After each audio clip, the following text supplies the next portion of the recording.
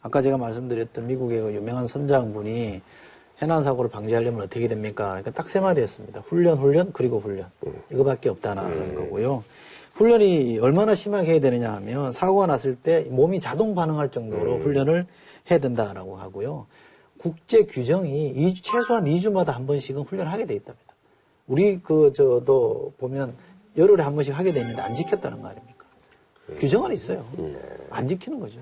근데 제가 요거하고 비교할 만한 사례로 비행기 같은 경우에는 사실 샌프란시스코에서 A 항공이 사고가 났는데 그 승무원들이 잘 해가지고 거의 대부분 구출되지 않습니까? 거의 사망자가 없게 구출이 됐는데 비행기 승무원들이 착륙하기 전에 왜 비행기 승무원들이 타는 의자에 이렇게 앉아가지고 멍한 표정으로 있는 그 경우가 있잖아요. 그 시간에 도대체 뭘 하나 저는 그게 궁금했는데 그 증언을 들어보니까 그 시간이 굉장히 중요하답니다. 착륙하거나 이륙하는 시간이 제일 사고가 많이 나기 때문에 자기가 어떻게 행동을 해야 되겠다를 그 동선을 계속 그리고 있으라고 훈련을 받고 매번 내릴 때마다 그걸 머릿속에서 계속 리마인드를 한다는 거예요. 계속 생각을 해가지고 그게 몸에 배도록. 근데 이번 같은 경우에는 배 같은 경우에 사실 2시간이나 있었으면 다른 배 사고에 비해서 시간이 꽤 많이 확보됐던 거였기 때문에 충분히 전원 구조하고도 남을 수 있었는데 그런 훈련이 돼 있는 승무원들이 없었기 때문에 이런 대형 사고로 발전하게 된 건데.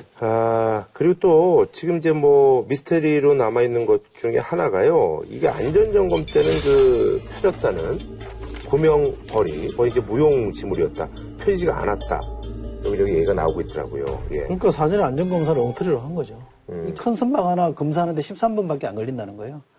이 6,000톤, 7,000톤 가까이 되는 선박을 검사하는데 13분밖에 안 걸리고 해운사가 있으면 해운사는 어떻게 해서든 좀 편하게 가보려고 하겠죠. 그런데 여기에 대해서 안전규정을 가지고 감시 감독해야 될 관청은 여기랑 유착하면 안 되죠. 정말 얼굴 붉힐 정도로 아예 배가 못 떠나게 할 정도로 강하게 이 규정을 실행을 했어야 되는데 그렇게 안 한 거죠.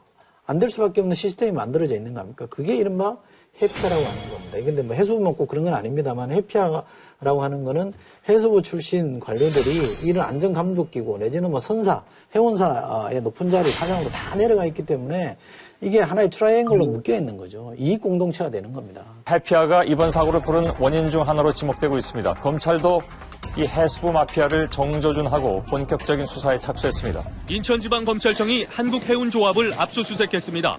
검찰 관계자는 선박 안전검사와 각종 인허가 과정에서 비리를 저지르거나 해운사와 부적절한 금품 거래가 있었는지 집중 수사할 계획이라고 밝혔습니다.